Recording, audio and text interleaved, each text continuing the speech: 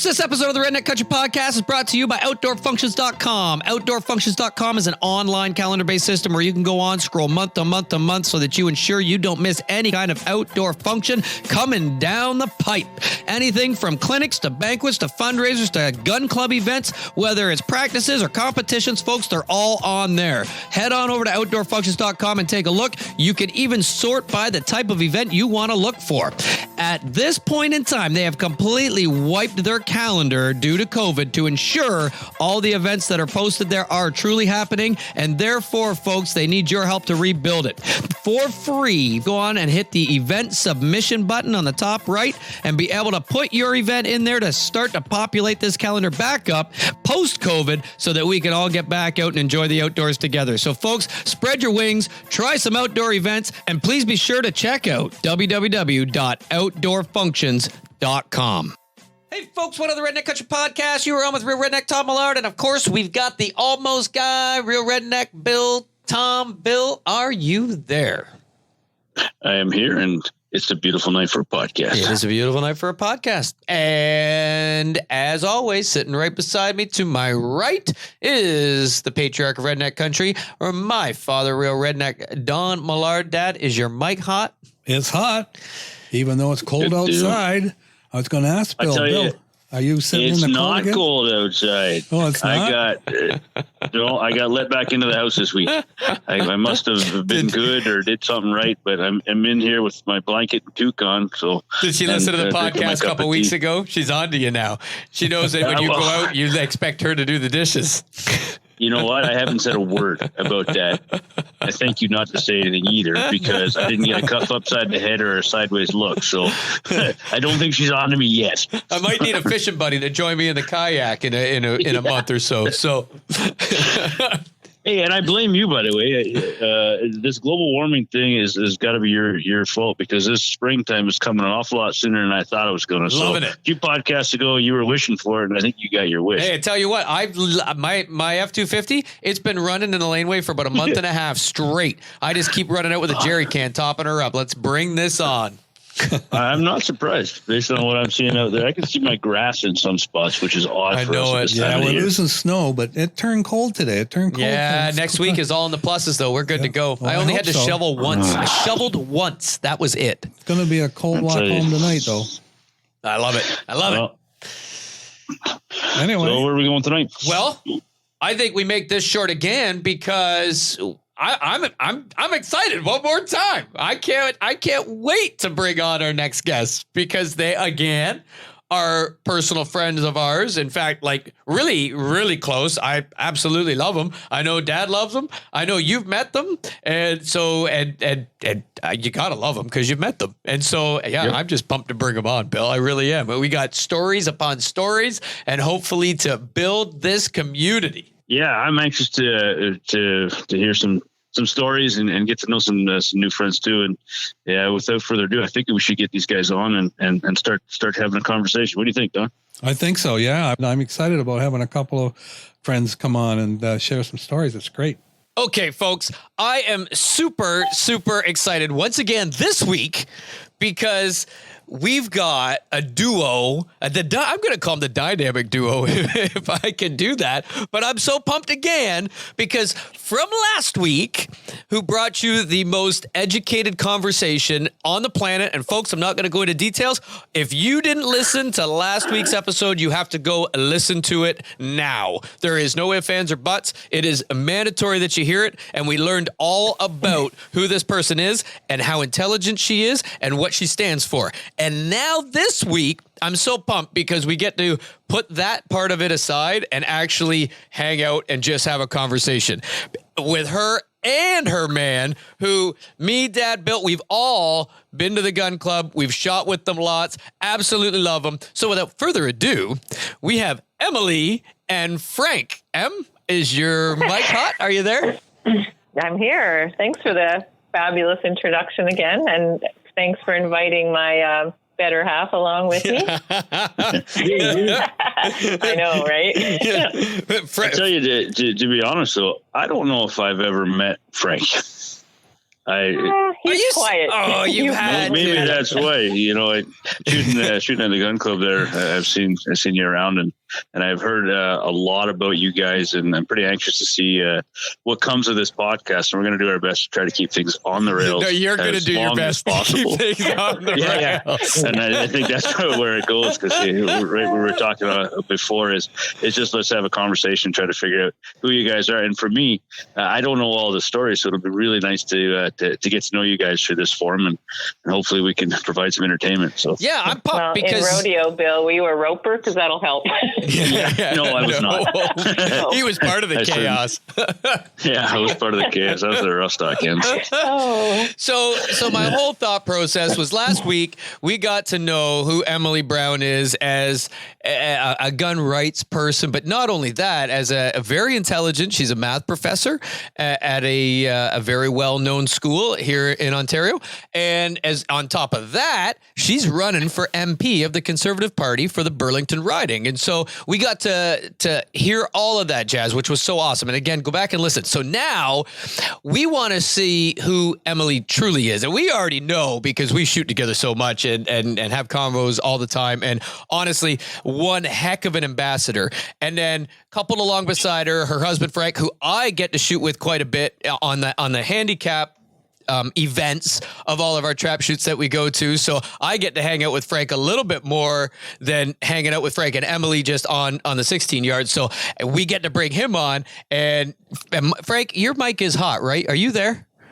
Yes, I'm here. Okay, so I have said, and Emily knows this, I have no problem saying it, but I have said before that she's like the female version of me when it comes to talking and excitement and passion. And I do believe that. And times 10, maybe even more on the passion side. And you know, Frank, that you have it on recording now that Emily has said you're the better half. So hang on to that. There you go. So that's a political statement. Come on, Don. I know how to smooth up my constituents. So that is Emily and Frank in a nutshell. Frank is much quieter, and I believe because Emily is not. And so, Emily, you alluded last time to how long you've shot. I'm not going to ask you to put the years on it, but can you take us on a quick, rough journey of your shooting and where you're at today? Where I'm at today? Well, I moved with my family to the Peel Gun Club in Brampton. It was at Heart Lake Road and Beauvair Drive.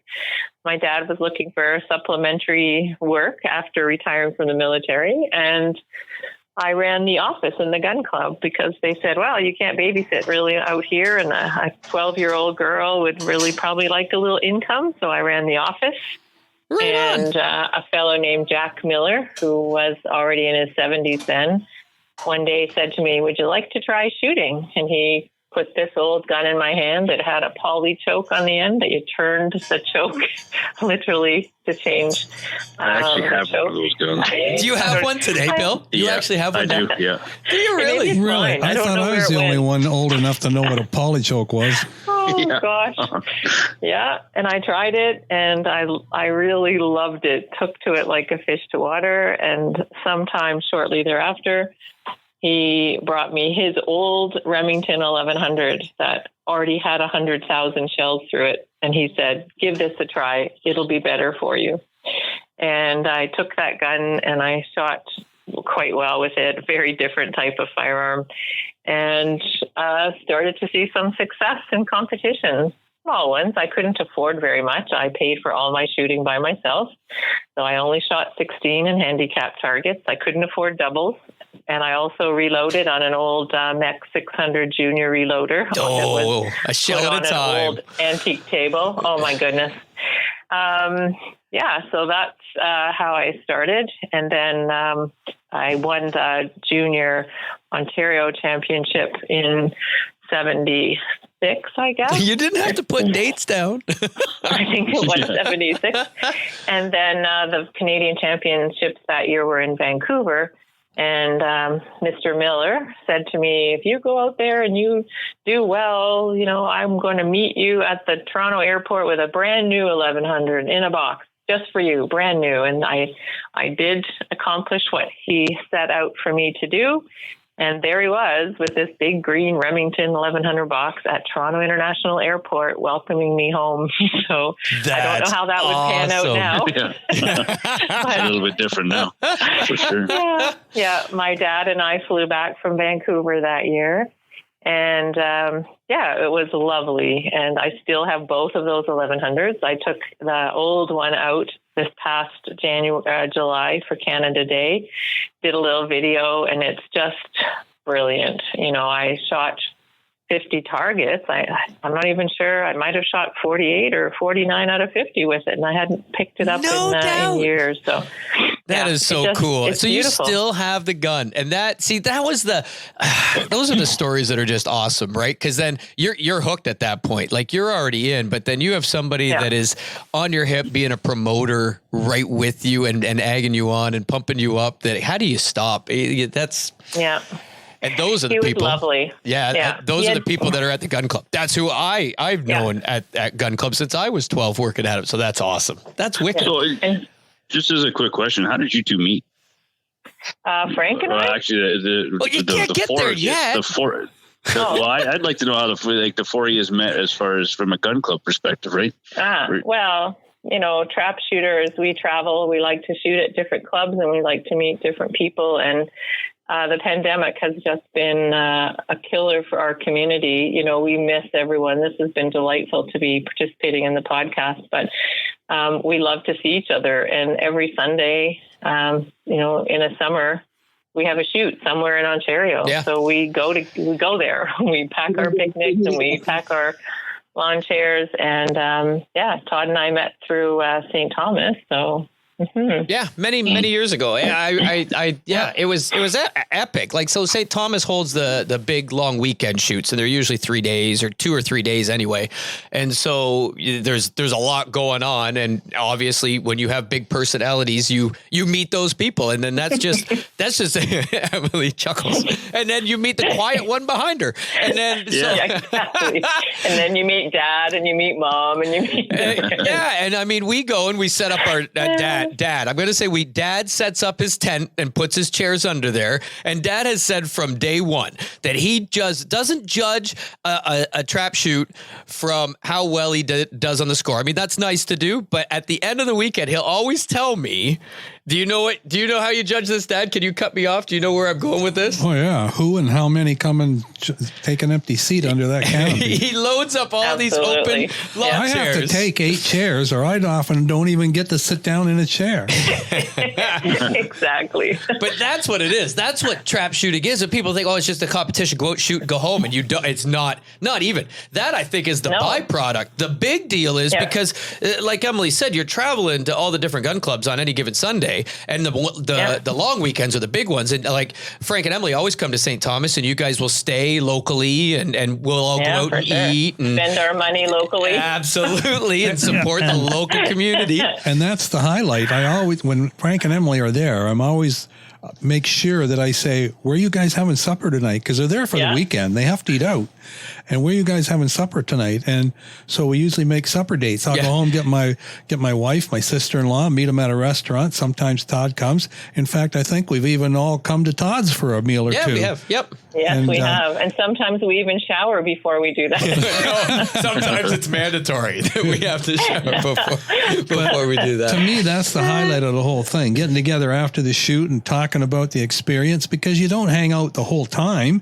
Everyone has a different experience, shot different scores, shot with different people, got news from different people, into different things. And Emily's into so many things that it's always nice to hear what's going on. And that's the highlight for me, getting together and having those conversations. And the evening always ends way too quick. Yep, those we weekends always learn go. new excuses for why we missed the 25th target on the first round.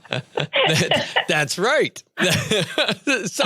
So now, okay, so that's kind of how we met in that. So Emily, lately, I mean, you've been blowing it up. So I don't want to get into it too much, and I know your personality is not to dwell on yourself, but I have to give you the credibility that I want to put behind you, because you're not only an Ontario champ, but you're many times a lady Canadian champ, correct?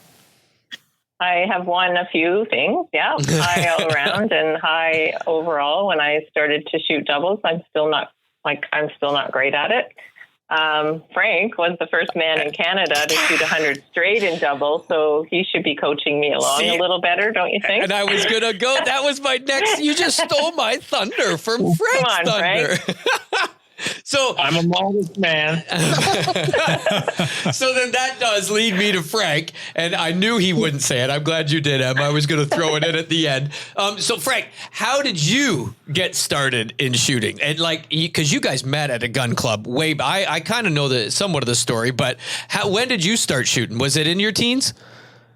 Well, I have always had a lifelong fascination with firearms, whether it started from a cork gun, shooting it behind my grandfather's chair when I was 6, 7, or 8 years old. I always had an ability to aim a firearm.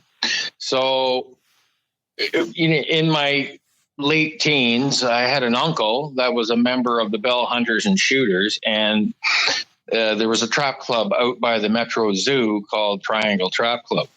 So at that particular time, I had a Browning over and under, and I had a Browning A5 automatic. I had several different firearms and rifles, and he decided would you like to come out and shoot? So I got an evening invite on a Wednesday night to go out and shoot trap. And I thought, well, this is really great. You get to pull the trigger and shoot multiple times in an evening where you go hunting. Sometimes all you shoot is, depending on what's flying over top of you, could be 2 shells.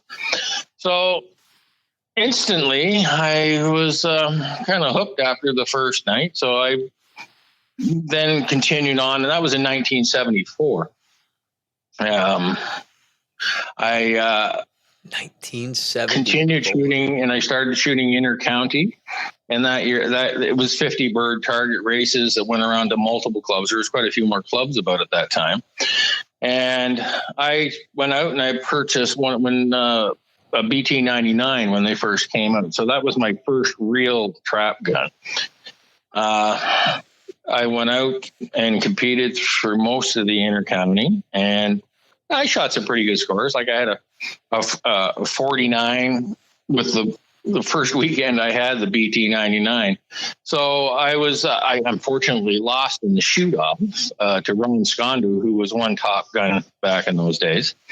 And it just progressed farther. So I joined ATA and I started shooting ATA. And I didn't do that much shooting on the fall of 74. So in 1975, I went out and, I lived at home and I could enjoy that thing of going out and buying certain things that I wanted to buy. I worked all the time. I never took a day off in my life, basically.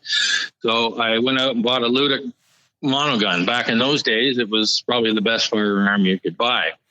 And from there, it just went crazy. So I went from, in 1975, I went from 21 and a half yards to 27 yards in the same year. Holy crap. Did you really? Yeah. I shot quite a bit. And then 1975, I went to the Grand for the second time. I was there in 74. Hold on. So you started shooting around, or you bought, sorry, I'm trying to follow. So you, in 74, when did you start shooting? 1974. And in 75, you were a 27 yard, you were to the fence. And so I started of 1975, I was at 21 and a half yards. And I made it back to the 27 yard line the same year. That's insanity. I went to the Grand American, and I only missed one single for the whole week. So I went 199 on the Monday, and I went 200 straight on the Wednesday on the Grand Championship. And you know what? I ended up getting through one round of the shoot off, but you know what? That's kind of like a nervous thing a little bit. Oh gosh, and then some, and then some. For those that don't know, a shoot off, you got every good shooter that shot a good score. So everybody that tied, you got to go to the line to shoot off to see who wins. But then it's not just that; it's all the spectators standing there watching who's going to win. Where typically nobody's watching you shoot trap at any competition, but until the shoot off, and now you've got all these people eyes on you, target for target. It's nerve wracking. So now I'm a holder of 200 straight in singles, and I have 100 straight in doubles. And the closest I've ever gotten is 98s from 27 yards. So I've never had that 100 straight, which would have been nice. But you know what? I can still think about it. I don't still know. Young, Frank. And from what I know, you just acquired a firearm that could make that happen, right? Yeah, I got my old... You got your Ludic back. Ludic back after, 38, 35, 40 years. I sold it to a guy who shot it, maintained it well, and the thing is like brand new. It's unbelievable what condition it is. And he passed away, very unfortunately, and his wife happened to make a call and say, I know that you wanted to buy this gun. And my current gun works just fine, but its sentimental value with it is just unbelievable. Yeah, that's awesome. Yeah, serial number 811, and it's I hope you get to see it over next spring. So yeah, because I want to shoot it. It's a wonderful thing. That's awesome. I've never shot a Ludic. I've only heard about it. Everybody talks about them, but I've never shot one. In fact, I've only seen one and had one in my hands, and only because it was in a store. It's a fantastic trigger mechanism. It's a beautiful operating piece. It just keeps shooting and shooting and shooting and shooting. That's awesome. 7 moving parts. 7 total. Not like my 1100, 8,000 moving parts. Yeah. Question: how long did it take to get to the 100 straight in doubles? 1976. So it took you 2 years to become the first man the first person to ever shoot 100 straight at doubles in Canada.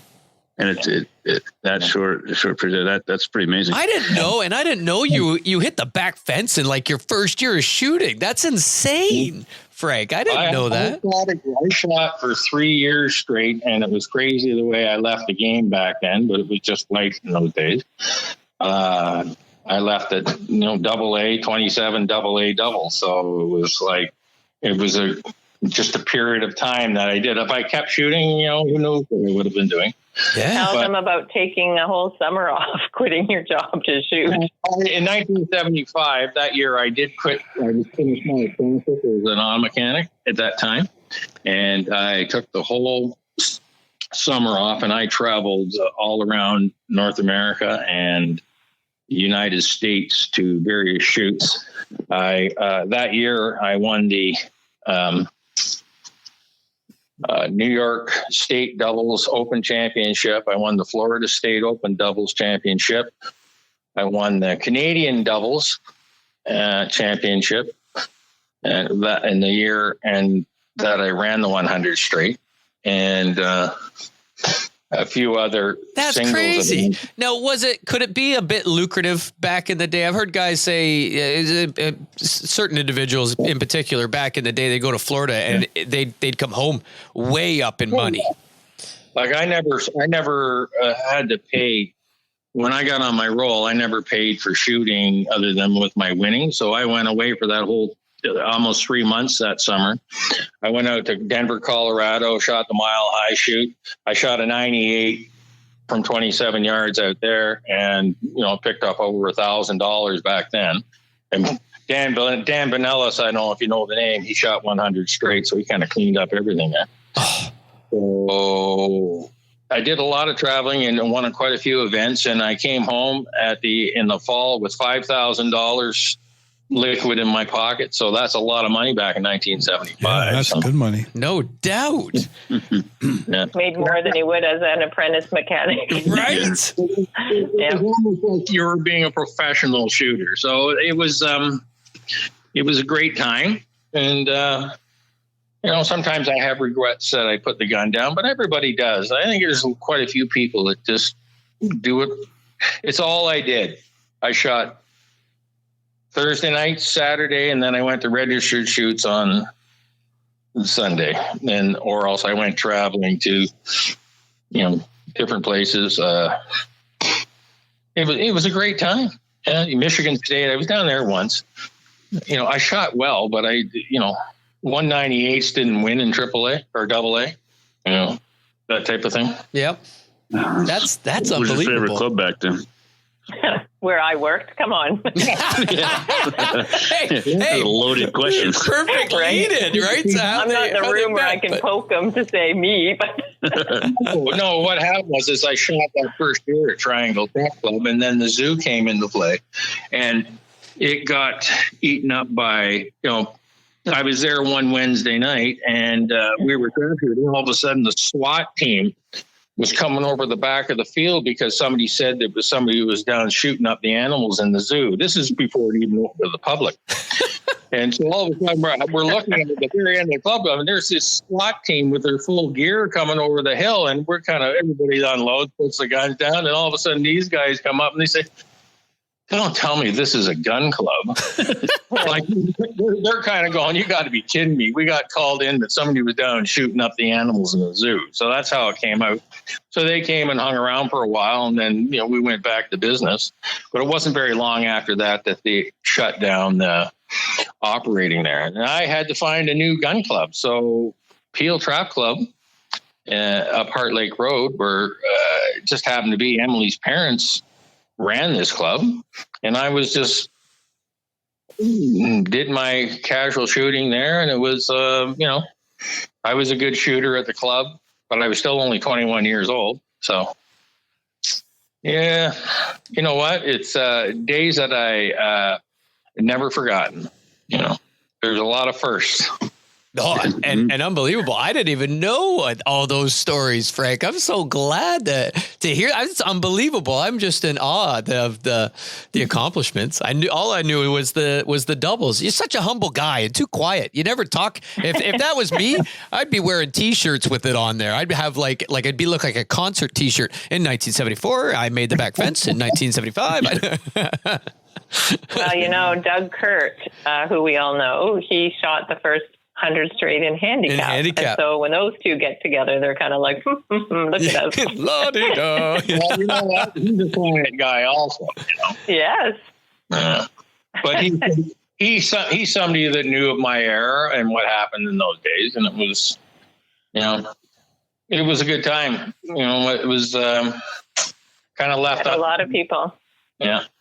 And used to do a lot of travel. It's kind of like you're a shooting god, so to speak, in Canada. When I use that term, I refer to as everybody would want to shoot, and all I had to do was just pay my money for the entry fee. And guys like Al Hull, who were involved with trap shooting for quite a bit, I'd shoot with him and people coming out, and Gil Henderson. I just had to sit on position 3 and shoot. So it was pretty nice, when you have an older man looking after all your targets you're shooting. When I say looking after and pulling the squads and organizing it. Yeah, there's good mentorship in the sport, right? People are worried. They show up at a gun club, and what do you like? Do you just show up at a gun club, and what do you do? And I get that question all the time, right? Like, yeah. I'm nervous. Can I come out? Can I just? Yeah. And I tell you what, as somebody who didn't grow up in gun clubs, and it is intimidating. We've talked about this on previous podcasts before, and it takes people like yourselves, the 4 of you that are ambassadors for gun clubs and stuff, to make people feel comfortable and share that experiences that you've had for years and years to, bring people and make them want to come back. So have you guys and I'm just going to ask a couple of quick questions here, from a mentorship perspective, have you mentored each other through the sport and are you kidding? Well, I mean, in what way, I gotta ask. How are you asking? Well, each of you have had your successes, and I'm sure ups and downs in the sport where things were working one day and weren't another, and maybe they were both not working at the same time, but how did you feed off each other through the years of trap shooting and keep moving forward? Since I'm the youngest, can I tell? Here's the thing, Bill. So Frank and I met at the gun club, but he's 7 years older than me. And my dad used to walk around the gun club as he was manager and he maintained the grounds. And he used to walk around with a very large shovel in his hand, and he'd stare down guys like Frank, who looked at me a little bit too interested, right? And so Frank being 7 years older and me being 16 at the time when I started showing huge interest in him, he realized perhaps that at that age, 7 years difference can be a problem. So we ended up going our separate ways. My dad died in 1977. We moved from the gun club, my mom and I. And Frank went off his way and I went off mine, and we didn't get back together until 33 years later.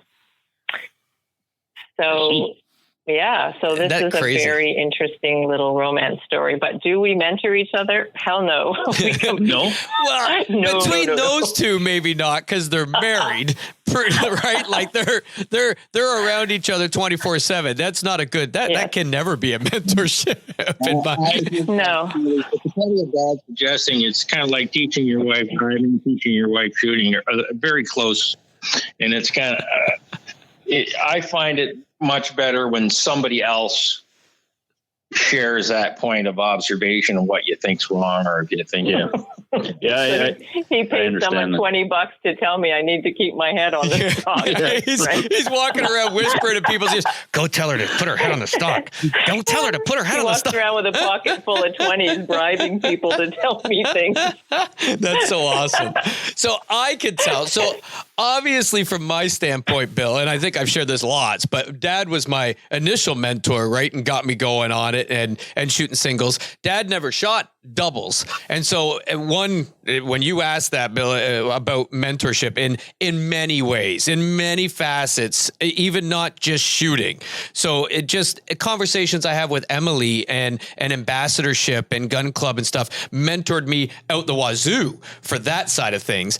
On the actual shooting side, I can say, and it's going to sound like I'm tooting my own horn, and I think it's been a few podcasts since I said that I'm a little bit egotistical. At least one. I'm going to say there's been at least one podcast in between. Because there wasn't a whole lot of you on last podcast. I'm just saying that's probably the reason why that never came up. Never came up. I never got to say I'm a bit narcissistic, so I'm going to drop that. Nobody's ever heard words like a little bit or a bit or a little. It's a lot. But they're always followed up with... He wears orange shoes so he doesn't draw attention. I know who I am and I own it. I'm okay with this. So I will say that I then had to learn doubles, and Dad, and I never had a doubles gun. I mean, I had an 1100 and I shot doubles a long time ago, like in 2002, I think might have been my first attempt at doubles. And then, okay, forget this. It's a lot of money because it's double the shells, double the target. I'm out the door. Forget it.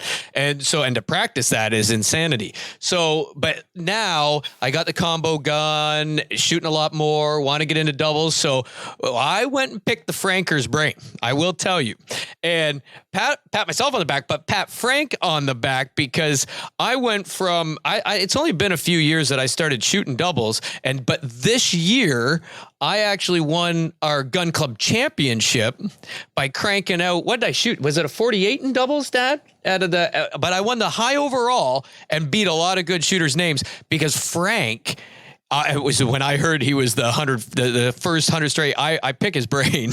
Okay, Frank, what am I doing? And did he give you the caramel secret? He did. Am I allowed to say what Frank? Are you giving me permission to say what you told me to do and how to shoot doubles? So I was jumping on, and I would shoot over that second target quite a lot because I'd fire the first one and get to the second. And what Frank actually slowed me down a bit and said, what you got to do is pull a loop. So when you shoot that first target, it's just come down and come back up to that second. And it's almost like you're shooting that target the first, like a single would come out of the house. So hit the first one as fast as you can. That's a really big key, but you can mark that guy. They're always in the same spot. But the second one, come with a loop. And therefore, I'm not going straight across and shooting over top of it and just do a little small loop and come up under it. And magic night and day. And so, mentorship every which way, like it's unbelievable. I mean, personality wise and then ambassadorship wise from the Emster and shooting tips from Frank. That's what gun club life is, right? But a lot from Emily and Frank. And everyone is that way. Everyone wants to help somebody else. The whole group of shooters are like that. And we touched a little bit about somebody new coming to the gun club, and they're standing there. They don't understand the game. They don't understand the positions. That it looks really difficult. They're in awe. They're intimidated. And I know the bunch of us always make a point at going over and say, hey, you're here for the first time. Can we help you? Can we explain anything? Make them feel welcome. And then they discover that once they're out on the line, somebody lends them a gun and away they go. There's all kinds of help, and you don't got to feel self-conscious. You just got to be up there and have fun. And usually after that, people are hooked. They want to get into the game. Oh, yeah. I've never seen anybody not hooked. I really haven't, but. Yeah, it's so much fun. And, when we came back to shooting in Ontario, now it's been 10 years ago, I guess. I moved back here from Alberta. Frank started shooting more again. And, it's been delightful just seeing people we knew back in the late 70s. And we thought, gosh, you've aged 30 years. But, it's awesome to meet all these people again. And some people look at us and go, wow, yeah, this is a no-brainer. You're good together. It's a good thing to see you and Frank together. And we feel that too. It's an interesting thing to be a couple that goes and shoots because, lots of times the men are like, oh, gee, I better get home, or, I promised the wife. And, for us, it's something we love to do together. And, we travel together to do it. And, we have friends, all across the country who shoot, and, we know we're welcome anywhere, with those friends we've made. So I should have known that from the competitive side that you guys were more competitive than that, because I've heard that Frank was a much better cribbage player than you. Exactly. That's what I heard all the time. Oh yeah, Bill, that's true. One of the most crazy, part of my return to trap shooting, I went out and I said to Emily, I have to get a gun, and I ended up going up and buying a used Beretta combo, and I picked it up on a Friday afternoon or a Friday out in Oshawa, and I took it to the Canadian or the Ontario's where the singles day was up, and I just decided, well, I'm just going to shoot the 200 singles. I'm coming back, right, shooting. I was still living in Calgary. Yeah, and I haven't shot for 35 years, I guess it was, or something like that. And I put up this gun. I said, this gun feels pretty good. Fits nice. So I went over and bought myself 200 rounds of ammunition. And I shot one round at the practice trap. And I said, this feels pretty good. And then I started to shoot. And this isn't supposed to happen, but I went out and I ran the first 75 straight after 35 years of being a bully. And then I dropped one in not the last target, but about the third target out on the 25. Well, that's when your heart starts pumping. But I broke 99 in the first 100 and 95 in the second 100. So I said, for all of a sudden, you're kind of coming back to something and you're going, you know what? I shouldn't have quit. It's like riding a bike. That's awesome. And he phoned me in Calgary after he shot the 99, and I could hear his voice cracking, like, you won't believe what I shot. And I thought he shot terribly because I thought, oh, poor guy. So I shot 99. Sorry, did you feel for him then? Yeah. I did. I knew he was back. My Frankie was back. After 75 straight, I said to myself, at that stage, I went, this isn't supposed to be happening. The last 25, I was lucky I didn't miss a half a dozen. You know what I mean? It's just because your mind was, the pressure, right? The gun's trap heavy. Shooting doesn't matter. Even if it's the first 25, that trembling gut feeling you have, that's trap shooting is always beating yourself. That's all it is. It's not beating a competition. No. It's just beating your inner demons that fight against you and having more than one target at a time in your mind. That's always been my philosophy, and it worked back in my other younger days. It's just one at a time. That's all you got to keep telling yourself. Yeah, it's a mental test. Yeah, it is. Yeah. I think I posted that somewhere on yesterday. Or it might have been this morning. The Sporting Clay guys on a Facebook group. There's like 16,000 members on this clay shooting Facebook group, and somebody was chirping about trap shooters, this and that. And we don't have a lot of sporting clays up here, so trap shooting is pretty much an Ontario game for us. And so sporting clay is getting a little more out there, but we don't really have a lot of registered. So trap shooting is what we know and love. And so guys were getting on it. And so I just I pumped in there and said, if you can master the mental ability of trap shooting, then any other sport that you take on, any other genre of shotgunning is a piece of cake. Yeah. No.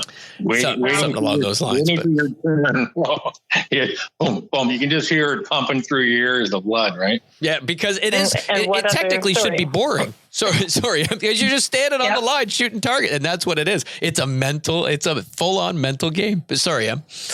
And I was going to say, in what other sport, any other sport, can you start at such a young age and continue to an age that you would retire from any other sport and still be competitive, right? This is like 48 years of a sport. Yeah, it's right. Wonderful. Yeah, exactly. And as long as you can stay healthy, and shooting keeps you healthy, it's good stress relief, builds confidence, resiliency. Like it's amazing what participating can be. And again, you're out there, you're meeting people, that social interaction is also so positive. And where we shoot now, there's a lot of guys, aged guys. I mean, talking 80s and over. Yeah. There's a lot of those guys that are still participating and shooting. And I heard a comment just a little while ago where, man, oh man, you old guys go out there and then they'll turn around and say, well, I'm having a little trouble with this, or I'm having a little trouble with that.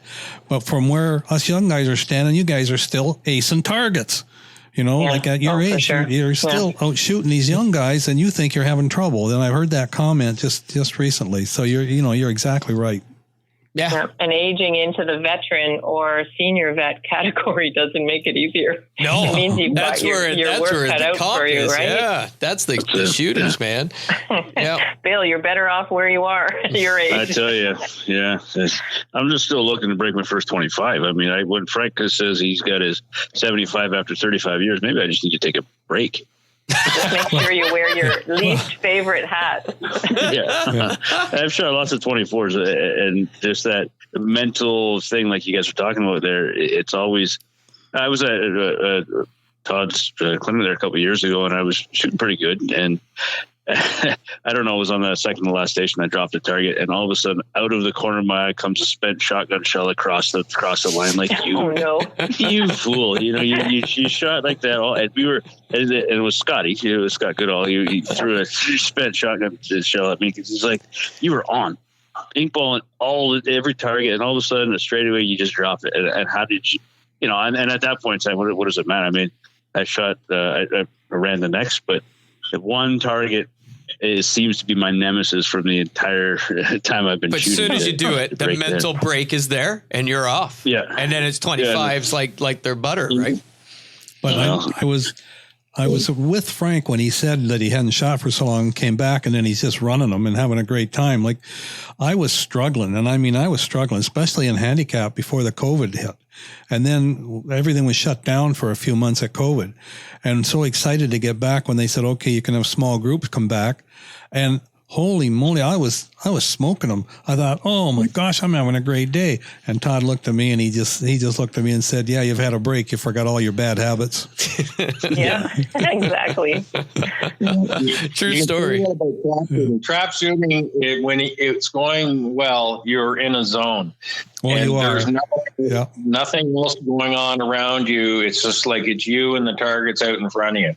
And like that is the feeling you get when you get rolling. And it's shooting a lot does help, but it's still being able to get that narrowed focus where you're it just feels easy those days. And where every target looks good, no matter what the angle, what the height, what it's doing, every target looks hittable, and you just go and do it. You just do it. Yeah. You just do it. Yeah, I know exactly what you mean. I've been in that zone a couple of times, and it's amazing.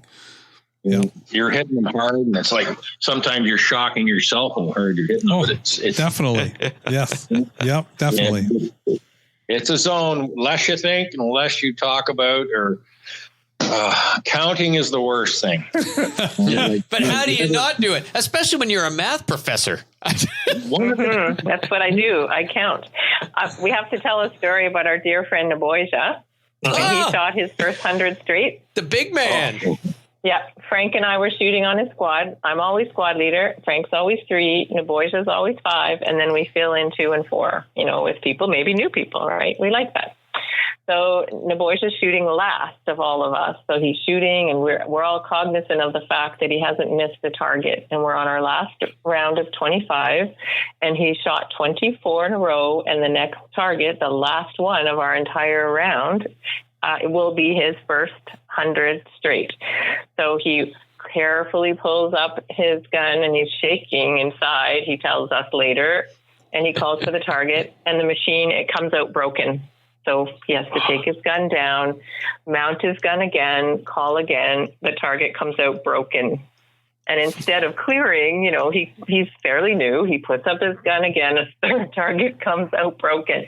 I'm standing soldier straight, not even wanting to breathe, terrified that he's going to miss this last target. Finally, a perfect full target comes out, and he hits it. And then the whole squad just goes up in cheers, and we're all excited, but almost missed it. And it was a brilliant moment to be there. Yeah, more pressure for him was on us watching what was going on in that 100th target. Oh, yeah. Couldn't believe it. Yep. The mental, but he got over that mental hump. Could you imagine 3 broken targets and that 4th one? Oh my gosh! On your 100th target, for along the line of being telling yourself somebody doesn't want me to shoot it. Oh, no doubt. Like, and the 100 straight's hard enough. Your last 5, I mean, the gun doesn't barely move. It feels like lead. The last 25, your stomach's upside down. Mm-hmm. Oh yeah, exactly. my gosh. So I wanted to, Bill, you mentioned Scotty, and it made me think, because I wanted to say, like, for me, social is everything, right? Like, you're not going to get rich trap shooting, but you are going to have a blast doing it, right? And it's probably, I say it's a lifestyle. Some people would say it's a hobby. I don't believe it's a hobby, because like you said, you're somewhere every weekend, and once you start involving people and having a social scale, I consider that a lifestyle now. And so that, because it consumes you, it becomes what you want to do. You can't wait to get to that next gun club, right? Wherever it is, and see all your buddies again, and hi to everybody, and meet new people, and then get to shoot as well, which that might be the hobby side of it. But so for me, I know Scott's told me, and I guarantee you there's people that have some of our listeners, longtime hunter, fishermen that have been to gun clubs before, and they're probably roll their eyes going, yeah, my gun club's not that nice. My gun club's not that social, blah, blah, blah. And I get it. There are jerks at gun clubs. There's jerks everywhere. It doesn't matter where you go. And there's egos at gun clubs but I want to impress. You just got to ignore that and get past. And so the people like that never have bothered me, probably because I'm one of those people so I'm me. And if you don't like it, I don't care, because I'm here. And if you don't like me, I'm going to be over the top with you, and you're really going to hate me. I'm going to hug you and love you more than you could ever imagine. So that's right. Kill them with kindness. Absolutely. That's our motto. So, but that's who I am. And so I know there's a lot of people out there, and it just blows my mind, because I get phone calls, and it was the reason we started the trap shooting clinic. I mean, people would say, you do the Redneck country trap shooting clinic but are you guys like the best of the best? And well, absolutely not. And if we thought we have that the most fun, that's it. That's you got her. But if we thought that, it would be one-on-one lessons, and it would be my time's worth these hours. And we're bringing in 20, 25 people and having everybody, and we are going through the gun club culture, the lifestyle. And so, yes, we're going to go through how we shoot, and we have multiple instructors. So you have all different ways, because I'm not going to tell you which way's right or wrong. When I look and I go, okay, I'm told to hold my feet this way, but I just watched a guy straddle those 24 by 30 patio stones with his feet like he's going to take off for a race and still hit 90 something targets. So I can't tell you which way is right or wrong. I can tell you the theory, the philosophy, and how I do it. And then we have others that come out and help that do the same thing. And so we do this and to invoke and get people to come out. And we still have people that won't even come to those events because there's more people there. There's 20, 25 people, and I get it. And so Scott said to me, I would have never have gone to a gun club if it wasn't for you. He's lived in St. Thomas his whole life. He's hunted his whole life. And he didn't go to a gun club until we started hanging out and hunting together. I don't know what it was now, maybe 14 years, 15 years ago. Actually, it might be a bit more than that. But he never went to a gun club or wanted to, because that's what he said. He was intimidated to go. And I don't know how to get across to people that, yeah, the jerks are there. And if you key in on them, they're going to want you to key in on them, because they start talking loud about their winnings and their competitions and ignoring you, but talking how good they are. You can tell who they are. And so ignore them. And it's tough to ignore them. But how do you get across to those people? Come out, because there's us that are there that want to meet new people and would love for you to pick up our gun, would love to join you on the line, and would love to be there when you hit your first target and we see that excitement and then you're hooked. And so exactly. I don't know how to get that through, because I still have people to this day that will call me or message me and say, well, how can I get it? And they've shown interest enough to call. How can I get it? And well, let's just show up and I don't know. Yeah, I might do it. And you're not going to see them. And I just don't know how to reach those. And I know we've had this conversation, so it might be an open-ended conversation. But some people are hesitant. And so Frank, he gets dragged from club to club when I say, oh, hey, Saturday, so-and-so messaged me on Facebook and said they'd like to try shooting. And I said, okay, where are you near? Let's meet. And so I'll clear it with, the local gun club. And now in pandemic times, it's a little bit more challenging. But, we always have an open door to us, of course, at St. Thomas, or we can send them your way and say, meet them, Todd, and give them a good time. And we'll, Frank and I will meet people at Galt, or we'll meet people at Toronto Gun, or we'll meet people at Hamilton. We love, meeting people where they're likely to join clubs, and then just introduce them around, get them to know a few people on their very first day. And then, the next time when they want to go out by themselves to shoot or to actually join, and they want advice on getting a gun, or, where to get their shells, or, tips on how to shoot a little better, then they already know a few people at the club, right? So that's all it takes. And then they have a whole circle of friends. That's awesome. And that's such a key is that such a key element of the whole thing. Is if we don't endorse it, it's going to go away, and we don't want that ever, because this is so much of what we are and who we are and what we want to pass down to our children, our friends, and our family. And if there's not people like you guys out there willing to take the time or introduce people to clubs or people, then that stigma is going to be there, and we want to erase that right away. Yep. Right? Yeah. One of the things I got behind, and I'm on the board of the Canadian University Shooting Federation, and that is an organization of young people and older shooters like me who mentor and advise, and we are supporting shooting clubs at post-secondary institutions. There used to be shooting clubs at high schools and colleges and universities across the country, and they've kind of gone by the wayside because, unfortunately, the media and the government would have a criminal, attachment to our hobby. And so now we have 18 sport shooting clubs across the country, some in colleges and universities in inner cities that were problematic. The University of Toronto and Concordia University in Montreal, they now have sport shooting clubs, and they shoot rifle and skeet and trap. And that's the demographic we want, right? They're the biggest voting demographic. They love the idea of target shooting, but now they just need some help getting started. And so we have, I guess I'm going to call them field officers at a variety of clubs across the country who welcome post-secondary students and their clubs, to their range to help them out.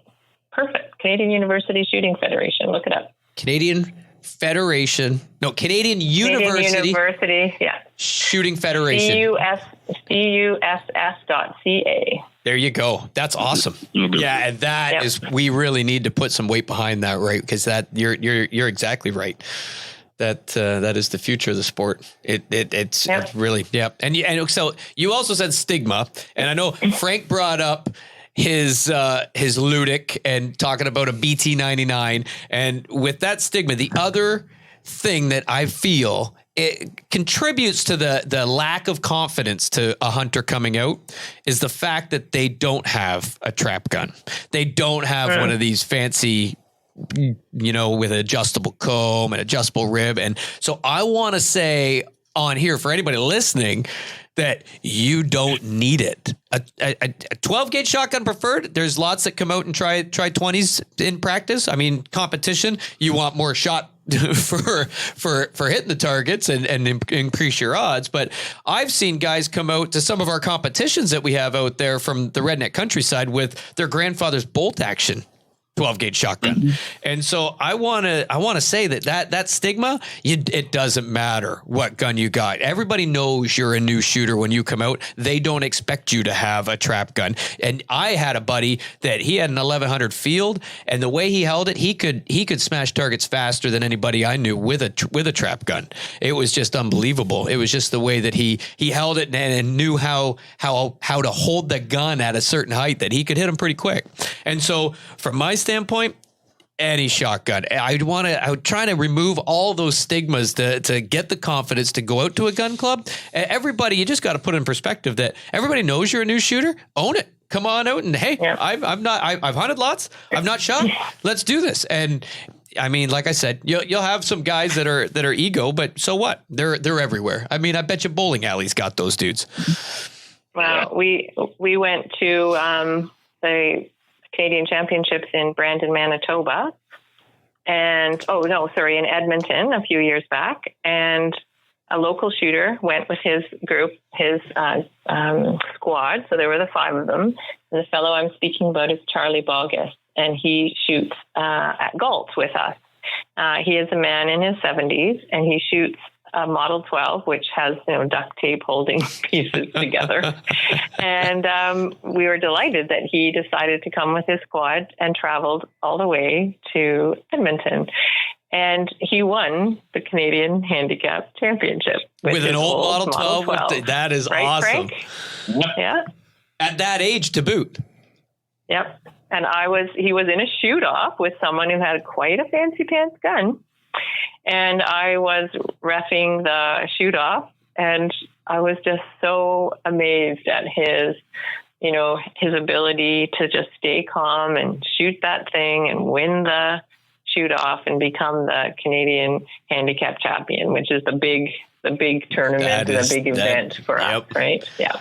Nationals. That's awesome. Awesome. And see, in his 70s with an old gun. Yeah, and I could relate Zagger to that too. I watched him. I think my first Canadians that I attended, I watched Zagger win. I think the 200 single. I don't know if I think that's what he did with an old 1100 with his. I don't think he shoots it much anymore, but his old 1100, and it had like duct tape wrapped around this thigh. I remember watching him shoot in flip-flops with this 1100 and taper it and destroying everybody. I'm like, what on earth is going on? He doesn't have no massive Parazzi or Krieghoff or anything. But he's a monster shooter. What's that? Sorry, Frank?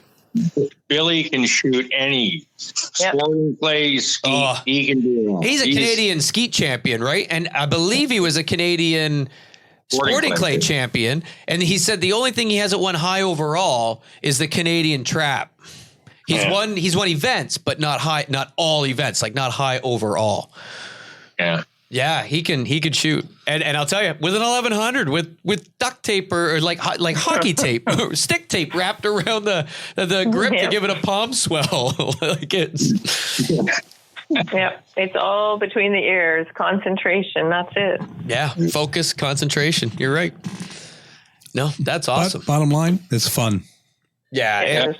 And the camaraderie is top notch. it's the social aspect. I miss it so much with COVID right now. I miss going out to the gun club, and because I'm one mouthy turd. I mean, I don't think we have to hide that fact, everybody. if you've listened to this podcast, you know it. And it is so much fun for me to just walk up and down the line and chirp people and then which sparks conversations, but it's just a blast. And it's so much fun. I just can't believe it. And shooting for me is secondary. You go to a weekend shoot and the singles event on one day, 100 in the morning, 100 in the afternoon, and you're not much more than an hour shooting your first 100. You're an hour and a half at the most shooting your second 100. The rest of the day, you're just there. And it's visiting, camaraderie. eating. Yeah. You're visiting, you're having lunch with people, you're sharing coffee, and like it's just great. Like my canopy and my chairs. Like I said, I have to take 8 to make sure I get a seat when I come back. And it's such good life lessons too. Like for myself, I always look at how I can come out of any situation, any conversation I've had or anything. So my mind it never stops. I think, how could I be better? And so even myself, I mean, you got 200, 250, maybe 300 at competitions, and you look at people, and human nature is to judge, and I'll put geez, look at that guy. Like he's either arrogant or something. And then I'll think to myself, you know what? Before this weekend's over, I don't know him. I'm going to go have a conversation with him and see, and come to find out, I bet you 95% of the time they turn into one heck of an awesome buddy. And just, they might be just shy. And that's it. Like, that's it. And I tell you what, that would be something that I would be like, dude, I'd be that guy that goes through. And I told Todd last year that I was committed, and I bought all the shells and committed to go. Cause I don't have that group of close friends around here that I would go to the gun club with every weekend, but I was committed to do it anyways. Bill, you drink tea, buddy. Win, right? I mean, you drink tea. So yeah, I mean, there's a certain group of people that drink tea, we understand the friends that you probably that, have up there that you...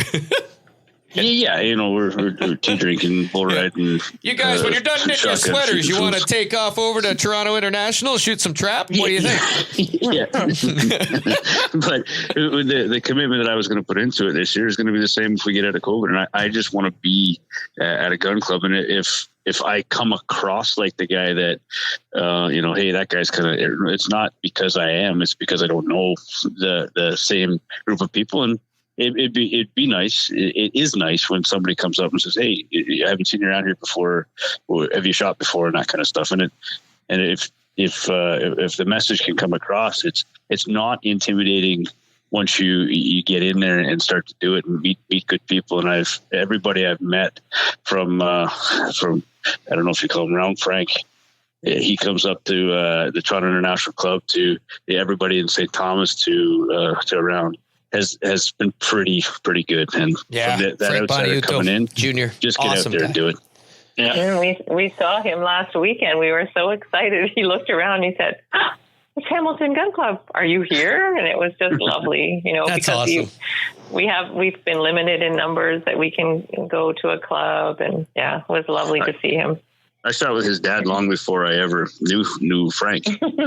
Yeah, I shot at the bunker in Toronto International with his dad, and had some good stories and good memories of, I was shooting with him on the line and stuff. And when I see him at the gun club there, him and Frank are always talking and stuff. And it's nice to see the people that he used to shoot with before I had kids and stopped doing it, right? So. Yeah, his dad always brings me gum. I said, does he? My mom told me not to take candies from men, but he remembers me as a girl, like a young girl. So he brings me little packets of gum and tucks them in my shooting pouch.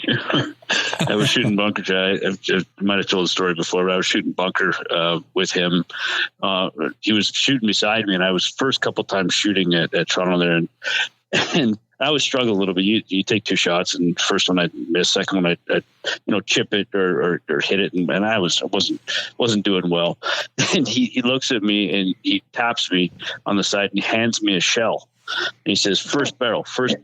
I'm like, okay. So I can hear him saying it. That's all. I can hear Frank saying it. First barrel, and I drop it in, and I close the gun. I call for my target and destroy it. He goes, I did that. He said, I did that.